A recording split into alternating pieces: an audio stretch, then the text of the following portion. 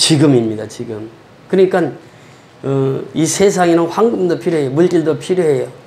또 소금도 필요해요. 소금이라는 것은 건강을 유지시키는 소금이 필요해요. 그리고 이 지금이라고 있는데 이 황금도 필요하고 소금도 필요하지만 그 중에 제일은 뭐라고요? 지금이란 지금. 지금 여기에 라고 하는 것입니다.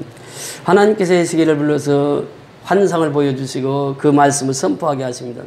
그러면서 에스겔서 48장 35절 그러니까 마지막 장 마지막 절에 보면 무슨 말씀을 하는가 하면 여호와 샴마의 하나님이다. 나는 여호와의 샴마의 하나님이다. 그러니까 하나님은 어디에 계신다고요? 여기에 계신다라고 하는 것이에요. 그것이 여호와의 샴마입니다. 하나님의 이름이 여러 가지가 있지만 여호와 샴마라고 하는 이름은 하나님은 여기 계신다라고 하는 뜻이에요. 그러니까 우리가 세상에 살아가면서 가장 중요한 것이 지금 여기에라고 하는 것이에요. 그러니까 하나님은 지금 어디에 계신다고요? 여기에 계시는 거예요. 언제? 지금 계신다는 게 지금 여기에 계시는 그 하나님.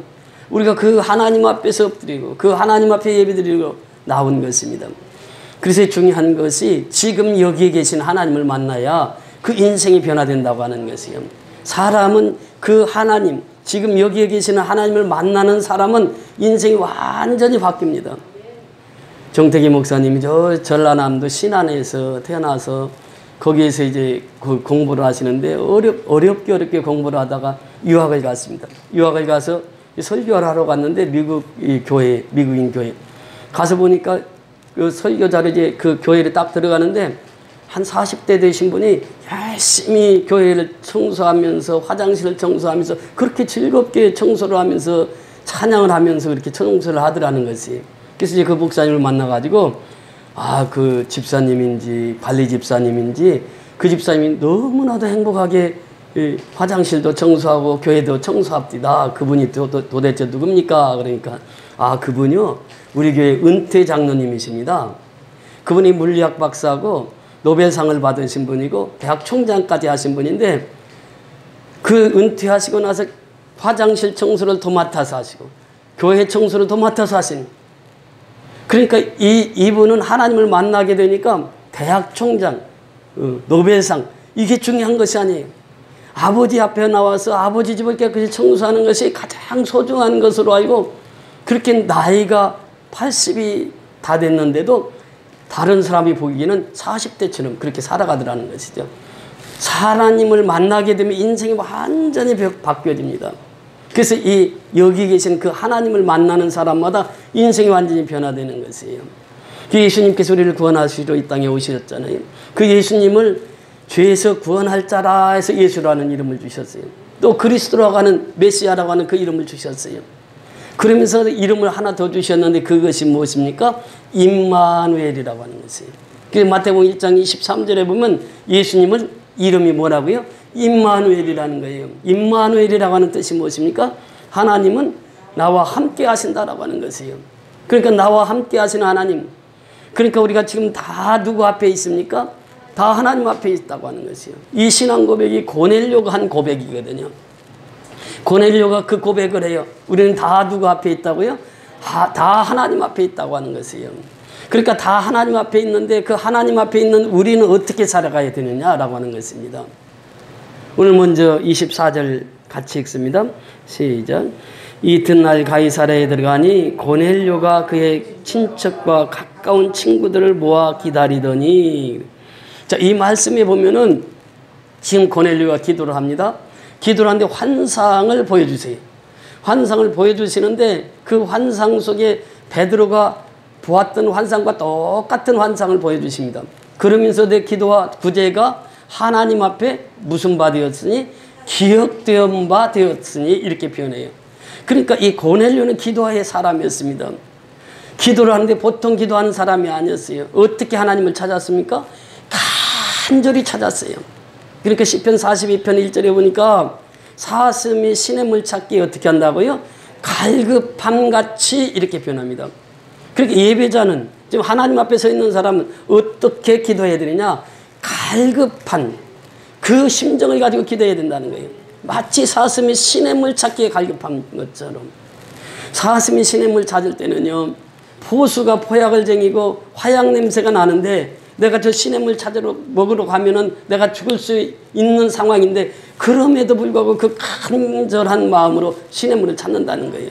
그 또 시냇물을 찾을 때에 사슴이 발로 이 모래를 파가지고 물이 안 나오면 이제 무릎으로 파고 무릎으로 파다가 안 나오면 그냥 파다가 죽기도 한다는 거예요.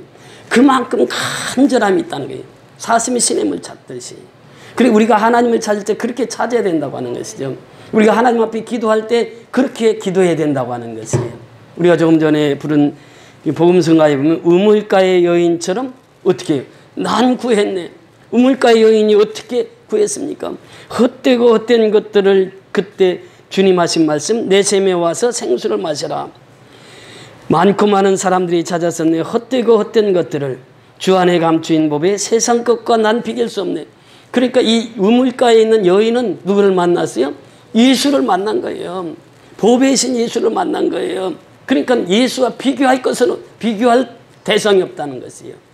예수는 비교할 수가 없는 것이에요. 그래서 예수를 만나고 나니까 그분 앞에 집중적인 기도를 통해서 하나님 앞에 영광을 돌리는 것을 보게 됩니다. 오늘도 역시 마찬가지예요. 하나님 앞에 있는 사람은 간절한 마음으로 기도하는 사람이요. 기도하는 사람은 어떤 사람이냐? 오늘 베드로처럼 그렇게 고넬료처럼 그렇게 행하는 사람입니다. 이 고넬료가 지금 어떻게 하고 있습니까? 이튿날 가이사에 들어가니 고넬료가 그의 친척과 가까운 친구들을 모아 기다리더니 즉 기도는 뭐냐? 예배입니다. 그렇게 예배자는 어떻게 되느냐? 오늘이 주일이잖아요. 오늘 예배를 드립니다. 근데 예배 전에 이 토요일 날이나 금요일 날부터 준비를 해야 된다는 거예요. 예배 준비를. 그 어떻게 준비하느냐? 고넬료가 예배 준비한 거 보세요. 자기 가까운 친척, 가족, 친척, 친구 다 초청을 했어요. 초청을 해서 누구를 기다리고 있어요? 베드로를 기다리고 있습니다. 그러니까 우리가 준비라고 하는 것은 뭐냐? 지난주에 교회 안 나온 사람들이 있으면 전화를 하는 거예요. 이번 주에는 꼭 교회 나옵시다. 그러면서 그들을 다 초청하는 것입니다. 초청을 해서 교회에서 함께 예배 드릴 수 있도록. 이것이 뭐냐? 예배자예요. 예배자는 준비를 해야 된다고 하는 것이에요. 그러니까 마음으로 준비하고 내가 행동으로 준비하고 그래서 오늘 주일날 예배의 은혜 받기 위해서 준비된 그 사람이 기도로서 준비하는 사람이에요. 그 준비된 그 영혼을 통해서 하나님 역사를 이루어 가신다고 하는 것입니다. 그래서 우리가 하나님 앞에 서 있는 자는 늘 예배를 준비해야 돼요. 예배를 준비된 자는 은혜를 받습니다.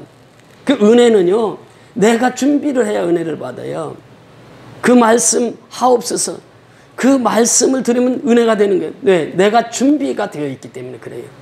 준비된 사람에게는 반드시 은혜가 임하게 될 줄 믿습니다. 이 고넬료가 그렇게 준비하는 사람이었어요. 기도하면서 준비를 했습니다. 지금 가족과 친척과 친구들까지 다 불렀어요. 그런데 베드로가 올지 안 올지 어떻게 합니까? 가서 만날 수 있을지 못 만날지 이것도 모르는 거예요. 그런데 고넬료 믿음 속에는 베드로가 반드시 온다. 왜? 성령께서 나에게 지시하셨고 하나님께서 지시하셨기 때문에 반드시 온다고 하는 그 믿음을 가지고 초청을 했던 것이죠. 그래서 초청을 해가지고 지금 온 자기 친척 친구까지 다 모였어요. 어떤 성경학자들은 70에서 80명까지 모였을 것이다 이렇게 표현합니다. 그러니까 고넬료가 어떤 사람이에요? 지금 로마의 백부장이잖아요. 그러니까 친구들이 얼마나 많았겠어요. 친구들 또 쫄병들이 얼마나 많았겠어요. 쫄병들도 다 경건한 생활을 했거든요. 이 사람들 다 불러 모았단 말이죠. 베드로의 설교를 듣기 위해서. 그러면서 25절에 보니까 그렇게 말씀하십니다. 같이 25절 읽습니다. 시작. 마침 베드로가 들어올 때에 고넬료가 맞아 발 앞에 엎드려 절하니. 그래. 이 상황 보세요. 베드로는 지금 피지배계층입니다. 지금 외정시대 때 한국 사람이나 마찬가지예요. 그리고 고넬료는 어떤 사람이라고요? 외정시대 때 경찰서 정급 되는 사람이란 말이죠. 사람으로 보면 바뀐 거죠. 그렇잖아요. 지금 베드로는 어부란 말이죠. 출신이 어부 출신이에요. 그 피장의 집, 시몬의 집에 있었단 말이죠. 거기서 어찌 보면 남루한 옷을 입고 그렇게 찾아왔을 거예요. 그런데 고넬료가 베드로를 보자마자 어떻게 했어요? 엎드려 절했다는 거예요. 엎드려. 무엇을 우리에게 의미하고 있습니까? 이 고넬료는요, 지금 로마 황제를 숭배하는 그 군대입니다. 그러니까 로마 군인들은 누구를 숭배해야 돼요? 황제를 숭배하는데 황제를 어떻게 숭배했다고요? 크리오스, 주님으로 본 거예요. 그러니까 황제 숭배하는 그 로마 군인 백부장이 지금 베드로 앞에 엎드려 절했다고 하는 것은 황제와 같은 대우를 했다는 것이죠. 베드로를.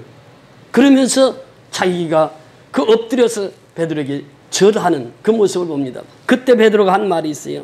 베드로가 뭐라고 말합니까? 베드로가 일으켜 이르시되 일어서라, 나도 사람이라. 이게 얼마나 겸손한 태도입니까? 일어서라, 나도 사람이라 그래요. 난 신이 아니라 말해요. 난 사람이라. 여기서 두 사람을 통해서 우리에게 주시는 교훈이 무엇입니까? 겸손입니다. 사람은 겸손해야 돼요. 지금 고넬료도 그렇게 겸손해서 이 베드로가 왔을 때 하나님이 보낸 사자로 보았어요. 하나님의 사람으로 보았다는 거예요. 그래서 엎드려 절했어요. 그런데 베드로 역시 일어서라, 나도 사람이다 라고 하는 것이에요. 우리가요, 높은 자리에 있다 보면 낮은 자리에 내려가기 참 쉽지 않습니다. 그렇잖아요. 요즘에요, 그 관직에 있는 사람들, 높은 사람들 보세요. 머리 숙이는 사람들 잘 없습니다. 자기가 잘못했어도 끝까지 잡아뛰는 거예요. 나 잘못 없다는 거예요. 그런데 여기 베드로 모습 보면요, 그렇게 지금 고넬료가 엎드려 절할 때에 나도 사람이라, 일어서라, 이것이 쉽지 않는 문제예요. 우리가 이 베드로나 고넬료를 통해서 무엇을 볼 수 있느냐? 겸손이라고 하는 것이에요. 그러니까 하나님 앞에 서 있는 사람은 항상 겸손해요. 항상 낮은 자리에 서게 됩니다. 이게 하나님의 사람이에요. 그러니까 하나님의 사람은 그런 사람들을 들어 쓰시는 거예요. 교만한 사람 들어 쓰시지 않아요. 만약에 베드로가 교만했다면 하나님 들어 쓰시지 않아요. 근데 그들은 참 겸손해. 겸손하니까 하나님 앞에 들어 쓰임을 받는 것입니다. 그래서 오늘 이 다 하나님 앞에 있나이다, 이 신앙 고백 속에서 우리가 첫 번째로 살펴본 것이 하나님 앞에 있는 사람은 기도하는 사람이라는 것이에요. 예배 드리는 사람이라는 것이에요. 예배자는 겸손하다고 하는 것입니다. 그래서 우리가 예배의 프로자가 되어야 돼요. 예배의 프로가 되어야 된다고 하는 것이에요. 자, 예배의 프로가 됩시다. 우리 다 같이 한번 해봅시다. 예배의 프로가 됩시다. 예배의 프로가 됩시다. 예배의 프로가 돼야 돼요. 아마추어가 돼서는 아니 된단 말이죠. 그 예배의 프로가 되려면 어떻게 해야 되겠어요? 전날부터 우리는 예배를 준비해야 된다고 하는 것이에요. 준비하면서 말씀의 은혜를 받기 위해서 그 사모하는 마음이 있어야 된다고 하는 거예요. 간절히 하나님을 찾는 그런 자가 되어야 된다고 하는 것입니다. 그 예배를 준비하는 자가 되어야 된다는, 준비한 자에게 하나님 은혜를 주시니까. 자, 두 번째 보면요, 27절 28절 다 같이 읽습니다. 시작. 더불어 말하여 들어가 여러 사람이 모인 것을 보고 이르되 유대인으로서 이방인과 교제하며 가까이 하는 것이 위법인 줄을 너희도 알거니와 하나님께서 내게 지시하사 아무도 속되다 하거나 깨끗하지 않다 하지 말라 하시기로 그래. 자, 이 한 구절 속에서 지금 무엇을 우리에게 말씀해 주시느냐? 그 상황의 법을 얘기합니다. 베드로가 얘기하는 거예요. 우리는 나는 유대인입니다. 유대인은 누구와 상종하지 않아요? 이방인과는 상종하지 않아요. 이방인과 식사하면 이게 위법이에요. 이방인하고 같이 있으면 그 위법이에요. 그 자체가. 그것을 베드로도 알고 또 누구도 알아요. 고넬료도 알고 있어요. 이방인들도 다 알고 있어요. 그런데 베드로가 중요한 메시지를 선포합니다. 그것이 무엇입니까? 28절 중반에 보면 너희도 알거니와 하나님께서 내게 지시하사, 하나님께서 내게 지시하사. 그러니까 기도할 때 환상을 보여줬는데 환상 속에 누가 등장합니까? 성령 하나님이 등장하시는 거예요. 성령 하나님이 베드로 고넬료에게 야, 너 지금 요파 피장의 집에 머물고 있는 베드로를 초청하라. 또 베드로는 그 환상 속에서, 베드로가 기도하는 환상 속에서 그 네 발 달린 짐승이 보자기에 쌓여 내려오는데 그걸 잡아먹어라. 그러니까 내가 잡아먹을 수 없습니다. 또 잡아먹어라 하나님 말씀하세요. 내가 속되고 깨끗지 않는 것은 먹은 적이 없습니다. 하나님께서 또 다시 말씀하세요. 내가 깨끗하다고 하는데 잡아먹어라. 3번이나 그 말씀을 하세요. 그리고 이제 그 환상을 보고 있는데 누가 밖에서 문을 두드리는 거예요. 그 두드리는데 보니까 고넬료가 사람을 보냈어요. 하인들을 보내고 또 한 사람 경건한 사람 군인을 보냈어요. 자, 여기서 보면 경건한 사람 군인은 어떤 사람이었습니까? 고넬료의 부하였단 말이죠. 고넬료가 경건한 생활을 했는데 그의 부하 역시 어때요? 경건한 사람이 되었다는 거예요. 그러니까 고넬료가 초청했을 때 그 자기 부하들만 해도 100명이잖아요. 그러니까 적어도 7, 80명은 일가 친척들 다 초청했으니까 베드로가 지금 분명히 온다고 하는 그 믿음을 가지고 초청을 하는 거예요, 지금. 그래서 베드로가 왔을 때에 그 일이 이루어지잖아요. 그런데 베드로도 성령의 지시함을 받고 고넬료도 성령의 지시함을 받아요. 그러니까 베드로가 고넬료를 사전에 알았습니까? 몰랐습니까? 전혀 몰랐어요. 고넬료는 베드로를 알았습니까? 전혀 몰랐어요. 근데 성령께서 역사하시니까 전혀 모르는 사람들이 만남이 이루어지는 거예요. 이것이 바로 하나님의 역사입니다. 사실 우리가 미얀마에 가서 따로 목사님을 알고 만났습니까? 전혀 모르는 상태에서 만났어요. 그래서 만나다 보니까 사역이 이루어진 거예요. 어제 저녁에 연락이 왔어요. 목사님, 제가 그 페이스북 보낸 것 보셨죠? 그러면서 연락이 왔어요. 그 어제 새벽에 4시 55분에 이 양곤 선교연합교회에서 그 바로 그 앞에서 시민군하고 구테타군이 교전이 벌어진 거예요. 총격전이 오간 거예요. 포탄이 떨어진 거예요. 그래서 제가 전화 왔길래 제일 먼저 물어본 게 뭐냐? 양곤교회 성도들은 어떠냐? 다친 사람 있느냐? 죽은 사람 있느냐?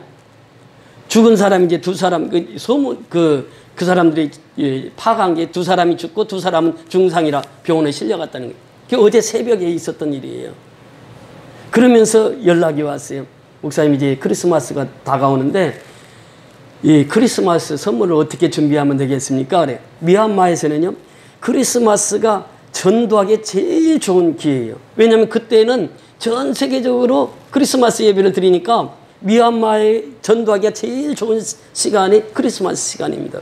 그래서 이제 그 내 교회에 어떻게 했으면 좋겠냐고. 그래서 내가 오늘 장로님하고 상의해서 내일 연락해주마 얘기를 했는데 지금 미얀마 상황이요, 점점 갈수록 이 험해집니다. 부테테군하고 이제 시민군하고 막 교전이 이루어지는 거예요. 바로 그것도 양곤 선교연합교회 코앞에서 이루어졌던 거예요.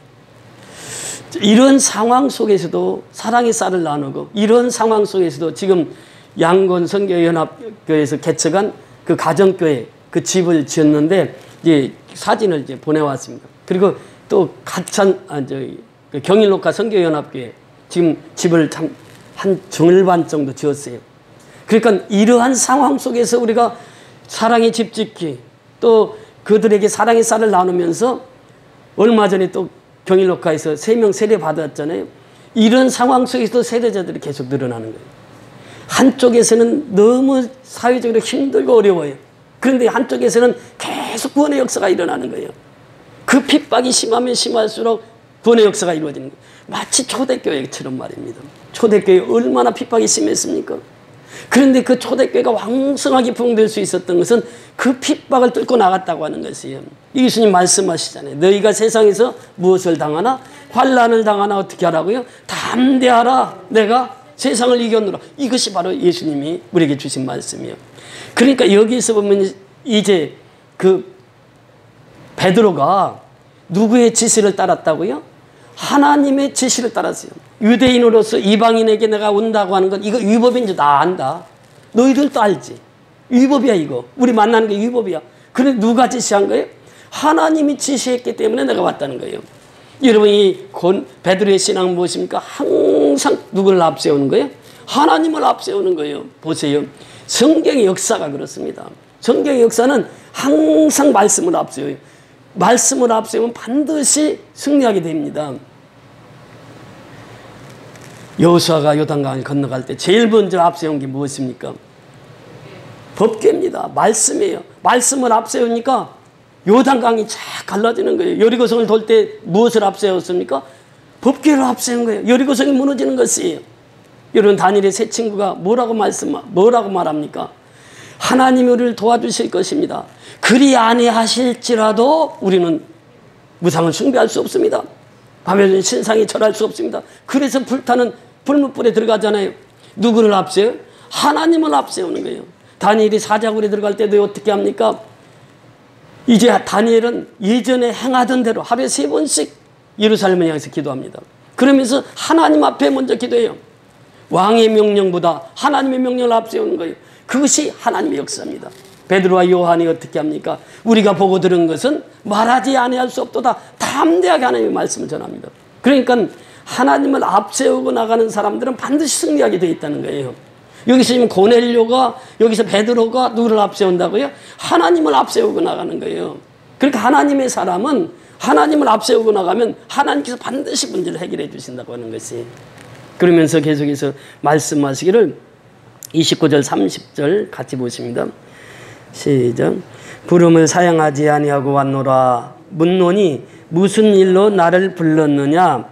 고넬료가 이르되 내가 나흘 전 이맘때에 내 집에서 제9시 기도를 하는데 갑자기 한 사람이 빛난 옷을 입고 내 앞에 서서 말하되 고넬료야, 하나님이 내 기도를 들으시고 내 구제를 기억하셨으니.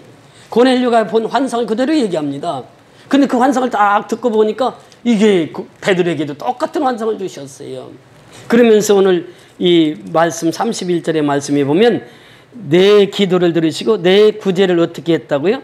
기억하셨다니. 4절에 보시면 10장 4절에 보면 고넬료가 주목하여 보고 두려워 이르되 주여 무슨 일이니까? 천사가 이르되 내 기도와 구제가 하나님 앞에 상달되어 어떻게 하신 바 되었다고요? 기억하신 바가 되었으니. 우리가 신앙생활은 누가 기억해 줘야 돼요? 하나님이 기억해 주셔야 돼요. 우리가 무슨 일을 하든지 하나님이 기억하시는 일을 하게 되면 그는 승리자로 살아가게 되는 줄 믿습니다. 그래서 우리가 하나님 앞에 기도하는 건, 하나님을 찬양하는 건, 하나님 앞에 예배드리는 건 누구한테 기억되어야 돼요? 하나님 앞에 기억되어야 된다고 하는 것이에요. 우리 기도하는 것이 하나님 앞에 상달되고 하나님 앞에 기억된 바 되어야 된다는 것이에요. 우리가 구제하는 것이 내 이름으로 구제하는 것이 아니라 누구의 이름으로? 예수의 이름으로 기도해서 예수님이 기억하신 바가 되어야 된다고 하는 것이에요. 우리 선교연합교회가 미얀마 지교회를 섬기는 것 누가 기억하고 계세요? 하나님이 기억하신 바가 되는 거예요. 그러니까 우리가 이제 제 19차를 준비합니다. 근데 이제 수급자 한 분이 벌써 그분은 미얀마 19차 선교헌금을 준비해놓고 기다리고 있어요. 우리 이제 광고만 나오면 1번으로 가서 선교헌금 하려고. 근데 그분은요, 선교헌금 1차부터 계속해서 참여합니다. 수급자입니다. 한 달에 50만 원씩 받고 살아요. 근데 5만 원을 딱 챙겨놔요. 그 목사님, 19차 선교가 언제부터 시작됩니까? 이렇게 준비하고 있어요. 준비하고. 그러니까 우리가 19차가 아직 시작되지도 않았는데 준비하고 있단 말이에요. 이게 뭐냐면 하나님의 은혜를 받은 자들의 삶입니다. 준비해야 돼요. 준비하고 이제 나가는 것이죠. 그러면서 여기에 보니까 하나님 앞에 기억하신 사람이 돼야 된다는 거예요. 하나님의 사람은, 하나님 앞에 있는 사람은 하나님이 기억해 주셔야 돼요. 하나님이 기억해 주는 장로, 하나님이 기억해 주는 권사, 하나님이 기억하는 집사가 되어야 된다고 하는 것이죠. 이것을 제 하나님께서 우리에게 말씀하시고 있습니다. 32절부터 33절 다 같이 읽습니다. 사람을 요바에 보내어 베드로라 하는 시몬을 청하라. 그가 바닷가의 무드장이의 시몬의 집에 유숙하니라 하시기로 내가 곧 당신에게 사람을 보내었는데 오셨으니 잘하였나이다. 이제 우리는 주께서 당신에게 명하신 모든 것을 듣고자 하여 다 하나님 앞에 있나이다. 다 하나님 앞에 있나이다. 무엇라고? 우리는 주께서 당신에게 명하신 모든 것을 듣고자 하여. 그렇잖아요. 우리가 주일날 나오는데 예배드릴 때 누가 명하신 말씀을 듣고자 해서 나왔습니까? 하나님께서 목사님에게 주신 말씀을 그대로 다 듣고자 해서 우리는 다 모여서 누구 앞에 서 있다고요? 하나님 앞에 서 있습니다. 이것이 고넬료의 신앙 고백이에요. 우리의 신앙 고백이 이래야 된다고 하는 것이죠. 신전의식입니다. 즉 하나님 앞에서의 삶이에요. 하나님 앞에서 우리는 하루하루 살아가는 것입니다. 사도 바울은 그렇게 고백합니다. 이 하나님의 은혜를 받고 나니까, 하나님 앞에 서고 나니까 그런 고백을 해요. 그러나 나의 나 된 것은 하나님의 은혜로 된 것이니 내게 주신 그의 은혜가 헛되지 아니하여 내가 모든 사도보다 더 많이 수고하였으나 내가 아니요 오직 나와 함께 하신 누구의 은혜라? 하나님의 은혜라. 하나님의 은혜. 그러니까 신전의식으로 살아가는 사람, 다 하나님 앞에 서 있는 사람은 항상 하나님의 은혜 속에 살아갑니다. 하나님의 은혜라는 것이요. 사도 바울이 고백하고 있잖아요.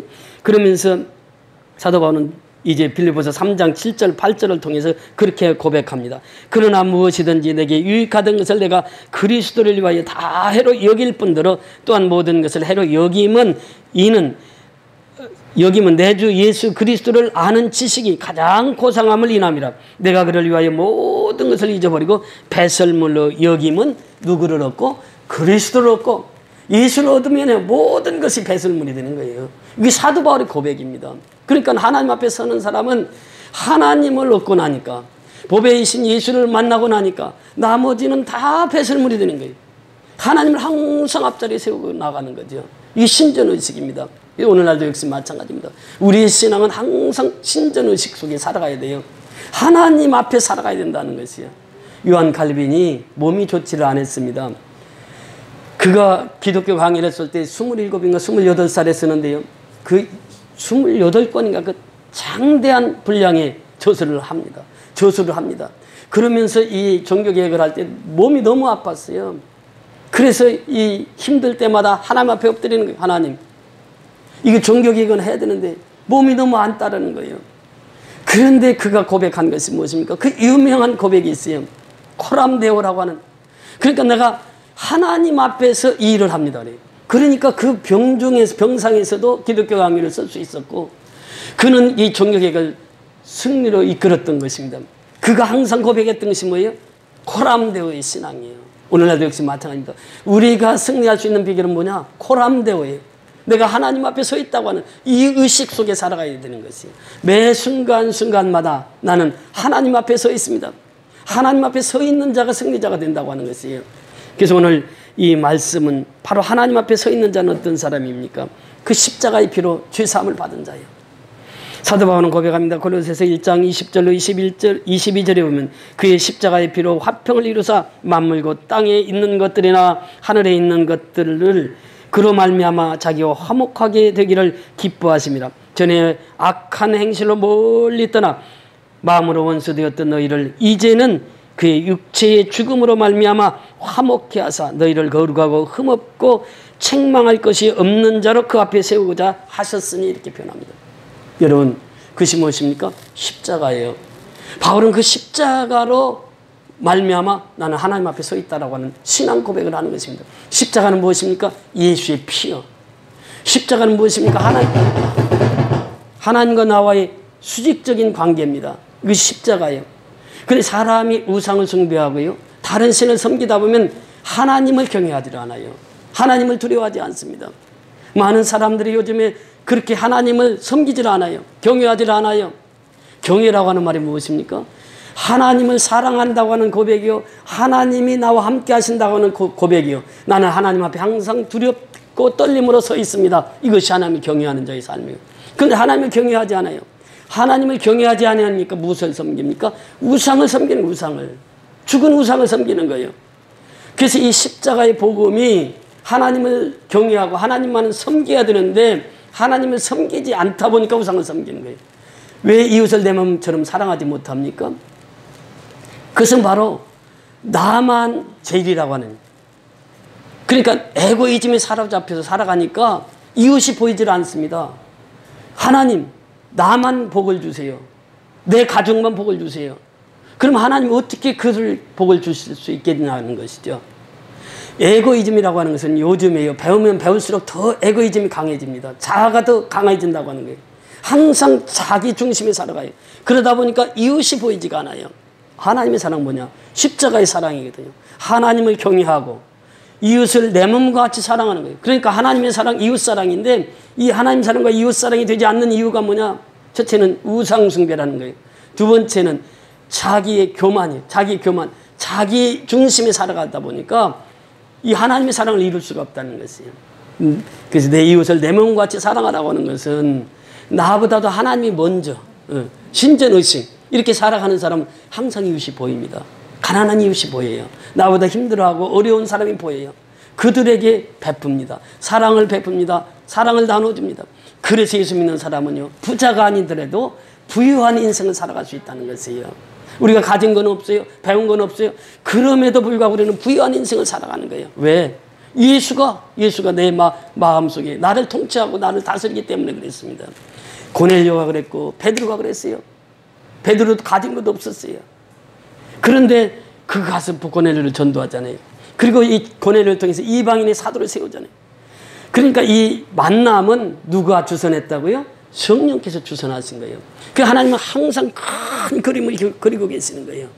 베드로와 고넬료를 만나게 하시고 그들을 통해서 이방 선교를 하게 하시고 그들을 통해서 하나님께서 명하신 땅 끝까지 이르러 복음을 증가하라고 하죠. 그 사명을 감당하기 위해서 지금 이방인을 구원시켜서 이방인에게 성령을 부어주어서 그로 하여금 땅 끝까지 복음을 증가하는 귀한 하나님의 사역자로 삼으신 것을 보면 오늘 역시 마찬가지입니다. 우리 선교연합교를 하나님께서 택해 주시고 우리 선교연합교를 통해서 미얀마의 지교회들을 섬길 수 있도록 하나님께서 우리에게 복을 주신 것은 바로 우리는 알 수 없었지만 미지의 땅이었지만 그러나 그곳에 가서 그 사람들을 만나게 하시고 사역을 감당케 하시는 것은 이건 하나님의 큰 그림 속에서 이루어지는 것이에요. 오늘 우리가 하루하루 삶이 그렇습니다. 하나님만 신뢰하고 신전의식 속에 살아가고 하나님을 말씀을 앞세우고 또 하나님 앞에 항상 기도하고 겸손하게 살아가는 그 사람들에게는 하나님께서 오늘날도 베드로를 쓰셨던 하나님, 고넬료를 쓰셨던 하나님께서 오늘 우리 한 사람 한 사람을 들어 쓰시는 줄 믿습니다. 내가 고넬료가 되고 내가 베드로가 되어서 하나님 앞에 쓰임받는 우리 선교연합계 모든 성도들이 될 수 있기를 주의 이름으로 축원을 드립니다. 할렐루야. 고맙고